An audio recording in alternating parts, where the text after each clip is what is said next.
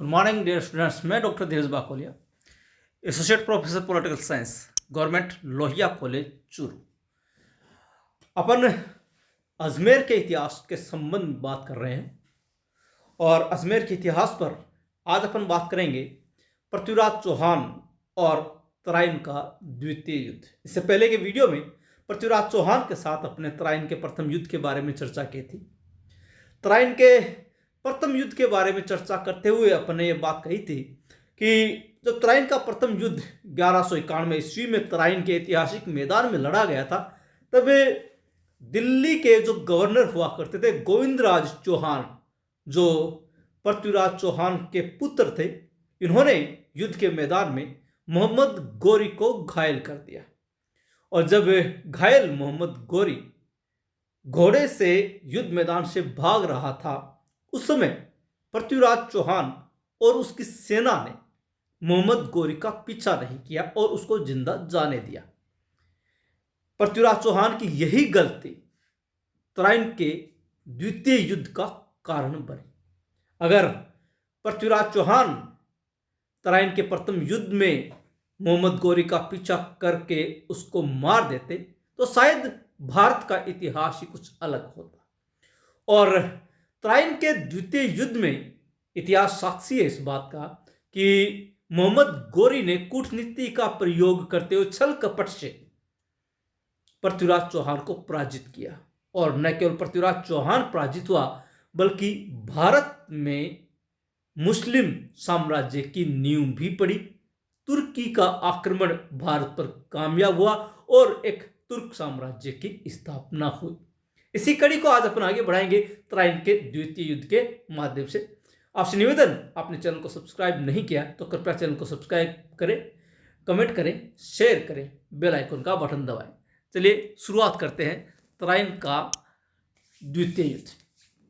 तराइन का ऐतिहासिक मैदान जो है वो हरियाणा में स्थित है।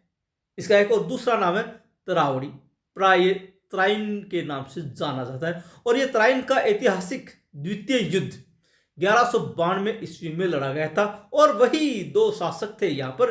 एक तरफ थे भारत के दिल्ली के, या हम यूं के अजमेर के चौहान शासक पृथ्वीराज तृतीय, और दूसरी तरफ थे आक्रांता मोहम्मद गोरी। इनके बीच में 1192 ईस्वी में तराइन के ऐतिहासिक मैदान में ये तराइन का द्वितीय युद्ध लड़ा गया था। इस युद्ध में मोहम्मद गोरी ने कूटनीति का प्रयोग किया। ये बात अभी मैं कह चुका हूं कि मोहम्मद गोरी को ये पता था कि वो बिना कूटनीति के, बिना छल कपट के शायद पृथ्वीराज चौहान को पराजित नहीं कर सकता था। पृथ्वीराज चौहान के साथ जो प्रथम युद्ध हुआ था तराइन का, उसमें वो राजपूतों का शौर्य देख चुका था और आखिरकार उसको मैदान से भागना पड़ा था। इसलिए इसके मन में ये बात क्लियर थी कि शायद वो सीधे मैदान में पृथ्वीराज चौहान को पराजित नहीं कर पाएगा। इसीलिए उसने आखिरकार छल कपट का, कूटनीति का प्रयोग किया था। गोरी ने पृथ्वीराज से संधि के बहाने अपने दूत क्वीम उल मुल्क को पृथ्वीराज के पड़ाव में भेजा। यह उसकी कूटनीतिक चाल थी। वह पृथ्वीराज को बरगलाए रखना चाहता था, पृथ्वीराज को कोई युद्ध की तैयारी का मौका नहीं देना चाहता था। इसलिए उसने छल कपट के उद्देश्य से अपने एक दूत, जिसका नाम था क्वीम उल मुल्क, इस दूत को संधि के बहाने से पृथ्वीराज के खेमे में भेजा। पृथ्वीराज चौहान का जो खेमा था, जो पड़ाव था, वो इसी तराइन के मैदान में दक्षिण दिशा की तरफ था। और वहीं इस पड़ाव में या खेमे में उसने अपना एक दूत संधि के उद्देश्य से भेजा था, जिसने पृथ्वीराज ने गोरी के खिलाफ युद्ध आरंभ नहीं किया। जब पृथ्वीराज को यह लगा कि मोहम्मद गोरी ने संधि करने के उद्देश्य से अपना दूत भेजा है, यानी कि पृथ्वीराज के मन में ये बात आई कि शायद मोहम्मद गोरी युद्ध नहीं करना चाहता और वो किसी प्रकार का संधि या समझौता संपन्न करना चाहता है। इस बात को ध्यान में रखकर पृथ्वीराज चौहान निश्चिंत हो गया और उसको लगा कि मोहम्मद गोरी युद्ध नहीं करेगा, आक्रमण नहीं करेगा। तथा अगले दिन जब पृथ्वीराज की सेना के सैनिक नित्य कार्यों में लगे हुए थे, उसी वक्त मोहम्मद गोरी ने अचानक पृथ्वीराज की सेना पर आक्रमण कर दिया। याद रखिएगा, पृथ्वीराज की सेना अगले दिन प्रातःकाल सुबह जल्दी उठकर अपने नित्य कार्यों में लगी हुई थी। अगले ही दिन सुबह नित्य कार्यों में उसके सैनिक लगे हुए थे, सोच आदि में काम में लगे हुए थे, नहाने धोने के कार्य में लगे हुए थे। उसी वक्त अचानक ही पृथ्वीराज की सेना के ऊपर मोहम्मद गोरी ने आक्रमण कर दिया। यानी कि उसको पता था कि अगर हमने उनको युद्ध करने का अवसर प्रदान किया, अगर हमने उसके सामने आमने सामने से युद्ध लड़ा, तो शायद वह उसको पराजित नहीं कर पाएगा। इसीलिए सुबह जल्दी ही, प्रातः काल ही, जब अभी पूरी तरह से रोशनी भी नहीं हुई थी, उसी समय अचानक ही मोहम्मद गोरी के सैनिकों ने पृथ्वीराज की सेना पर आक्रमण कर दिया। पृथ्वीराज तृतीय की सेना युद्ध के लिए तैयार ही नहीं थी, क्योंकि पृथ्वीराज की सेना तो अपने नित्य कार्यों में लगी हुई थी और पृथ्वीराज को भी यह विश्वास था कि मोहम्मद गोरी आक्रमण नहीं करेगा, क्योंकि उसने अपना दूत संधि करने के लिए पृथ्वीराज के खेमे में भेजा था। क्योंकि पृथ्वीराज इस आक्रमण के लिए, इस अप्रत्याशित युद्ध के लिए तैयार नहीं था, जिस कारण पृथ्वीराज तृतीय तराइन के दूसरे युद्ध में पराजित हुआ। क्योंकि अभी पृथ्वीराज स्वयं भी उठा ही था और उसको ये आशंका भी नहीं थी कि मोहम्मद गोरी अचानक एकाएक ही उसके खेमे पर आक्रमण कर देगा। तैयारी नहीं होने के कारण से पृथ्वीराज की सेना एक तरीके से बिना युद्ध किए ही पराजित हो गई, क्योंकि वो अभी तो उठी ही थी और उसके सैनिक, आधे सैनिक तो नींदों में ही थे। इस कारण से आखिरकार इस युद्ध में पृथ्वीराज चौहान की पराजय हुई थी। पृथ्वीराज का सेनापति खांडेराव युद्ध करते हुए मारा गया था। याद रखिएगा, तराइन के प्रथम युद्ध में भी खांडेराव ही पृथ्वीराज का सेनापति था और तराइन के द्वितीय युद्ध में भी खांडेराव ही पृथ्वीराज का सेनापति था। और यही सेनापति इस युद्ध में युद्ध करते हुए वीरगति को प्राप्त हुआ था। और इस युद्ध में पृथ्वीराज के घोड़े का नाम रंभा था। जो घोड़ा पृथ्वीराज इस्तेमाल में लाता था, जिस घोड़े पर बैठकर वो युद्ध लड़ता था, उसका नाम रंभा था।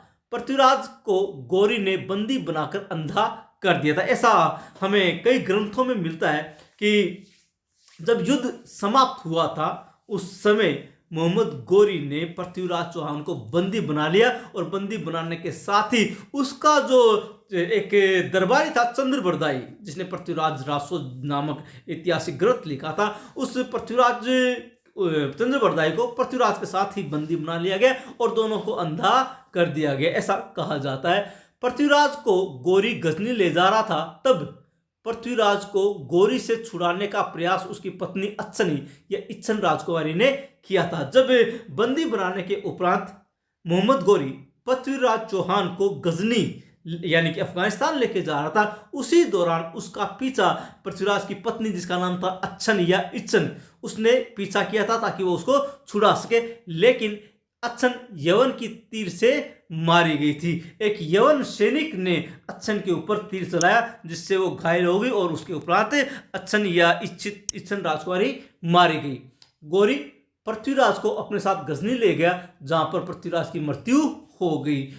इस बारे में अलग अलग साक्ष्य मिलते हैं। कई ग्रंथों में ये कहा गया है कि मोहम्मद गोरी है वो पृथ्वीराज चौहान और चंद्रबरदाई को गजनी ले गया था, वहां पर दोनों की मृत्यु हुई। और ऐसा भी कहा जाता है कि पृथ्वीराज चौहान और चंद्रबरदाई को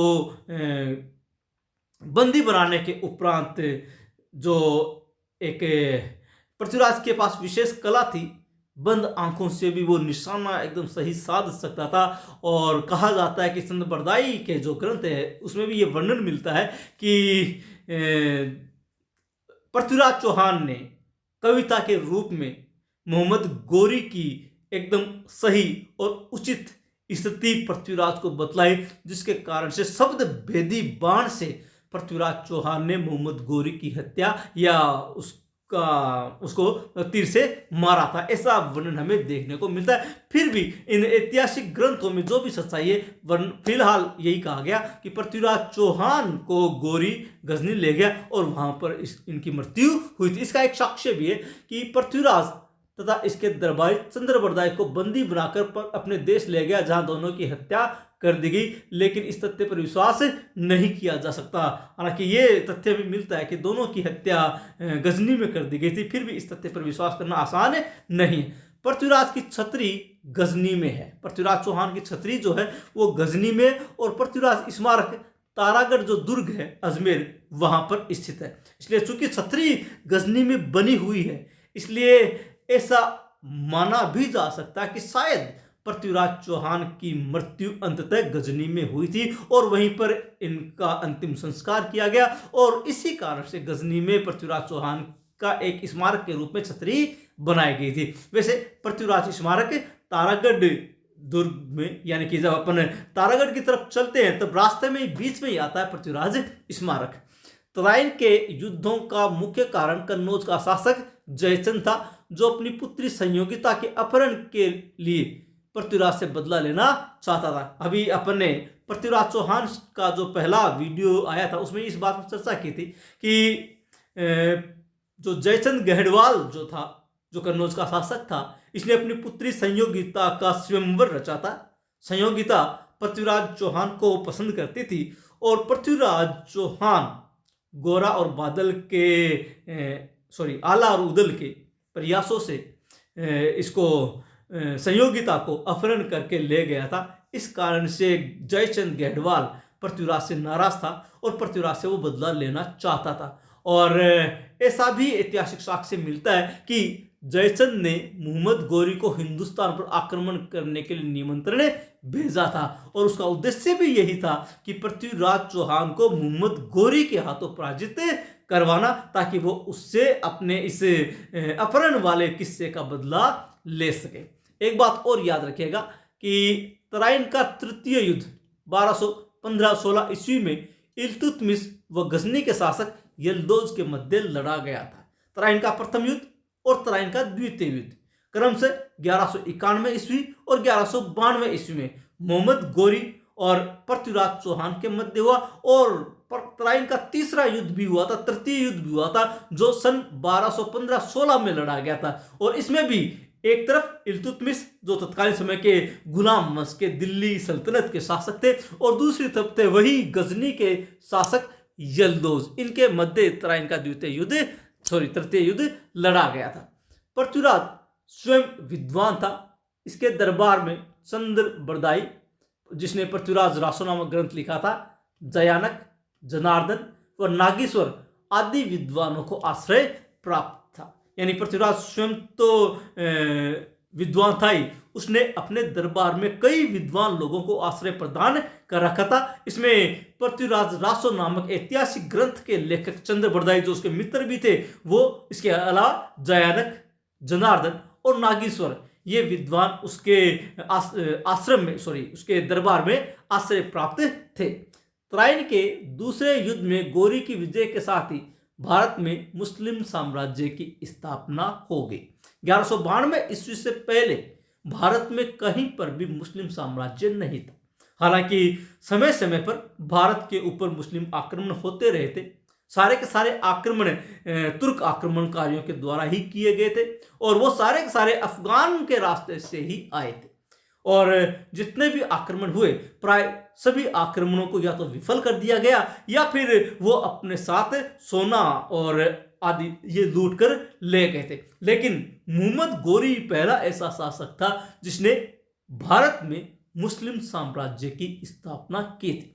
1192 ईस्वी में जैसे ही पृथ्वीराज की पराजय होती है, दिल्ली का शासन जो है पहली बार भारत में मुस्लिम आक्रमणकारियों के पास गया था।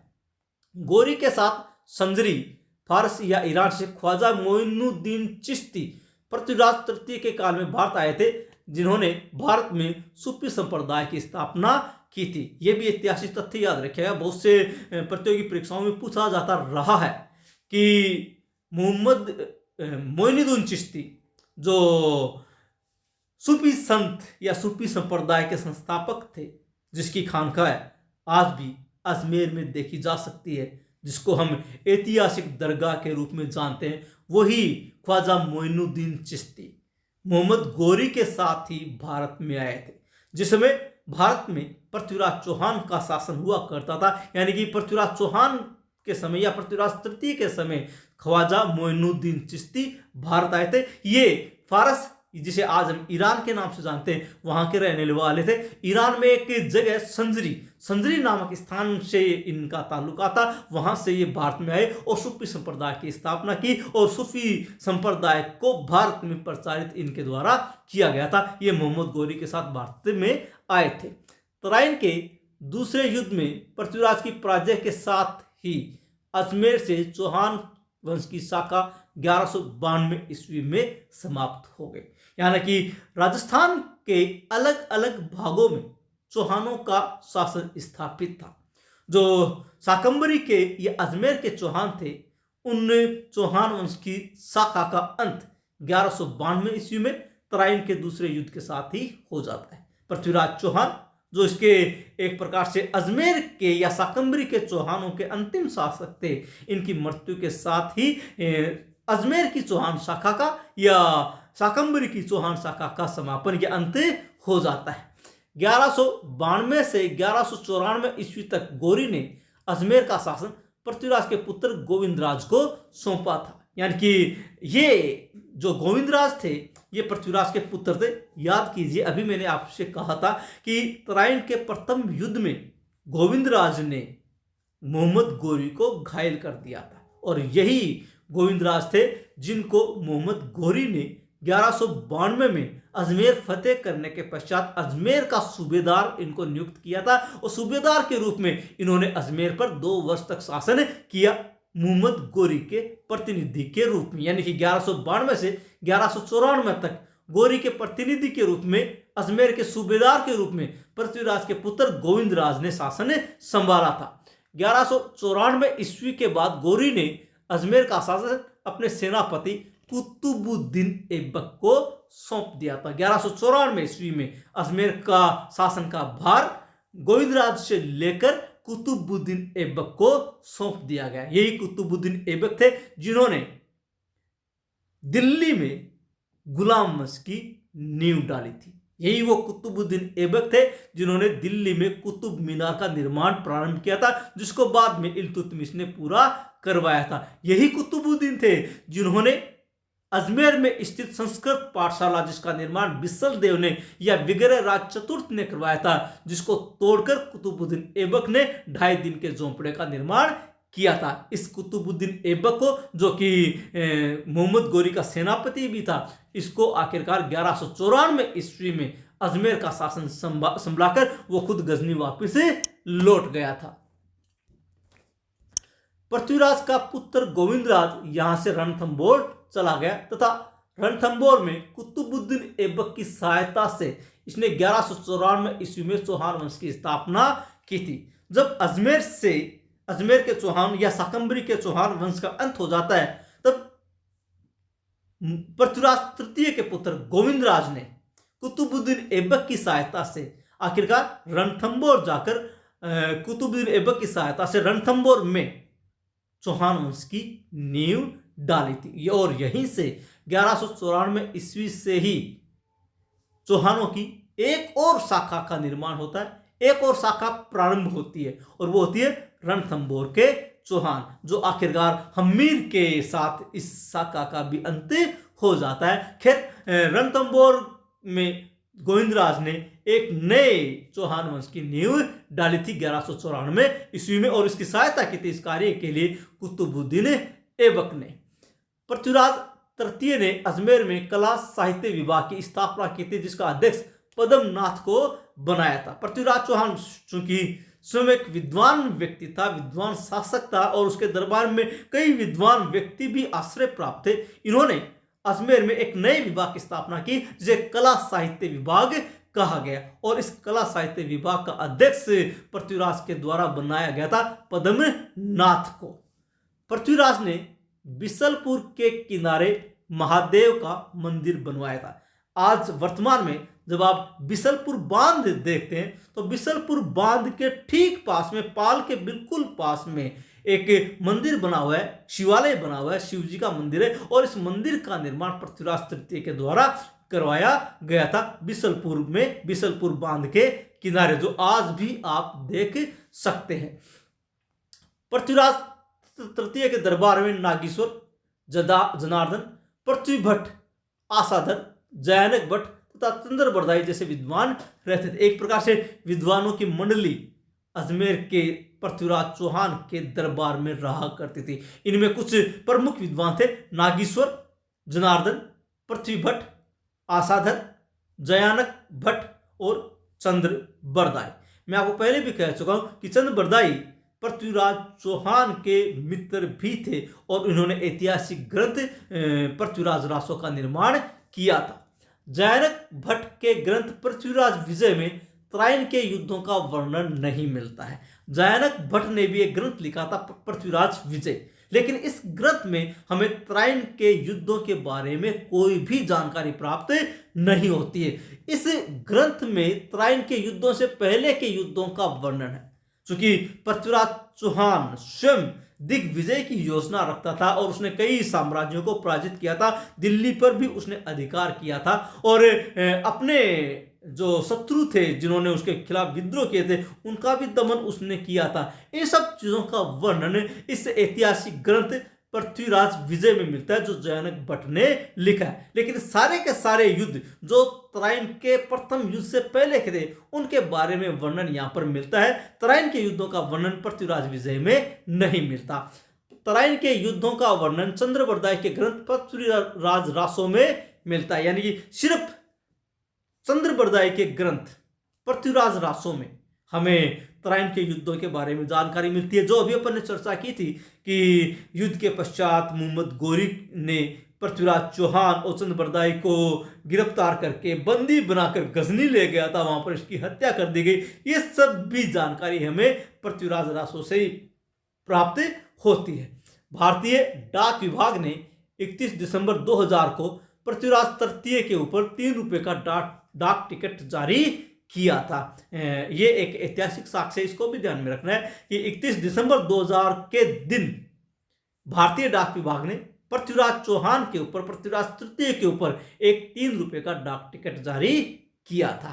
तो यह है पृथ्वीराज चौहान और उसका तराइन का द्वितीय युद्ध। पृथ्वीराज चौहान के साथ ही अजमेर या शाकंभरी के चौहान वंश की शाखा का अंत हो जाता है और इसी के साथ आज अजमेर के चौहान शासकों का अध्याय भी समाप्त होता है। अगले वीडियो में अपन जालोर के चौहान शासकों की चर्चा करेंगे। आशा है आपको वीडियो पसंद आया होगा। कहीं पर कोई कंफ्यूजन हो तो आप कमेंट बॉक्स में जाकर लिखें और आपसे निवेदन, यदि आपने चैनल को सब्सक्राइब नहीं किया तो कृपया चैनल को सब्सक्राइब अवश्य करें। चलिए मिलते हैं अगले वीडियो में एक नए टॉपिक के साथ, तब तक के लिए धन्यवाद।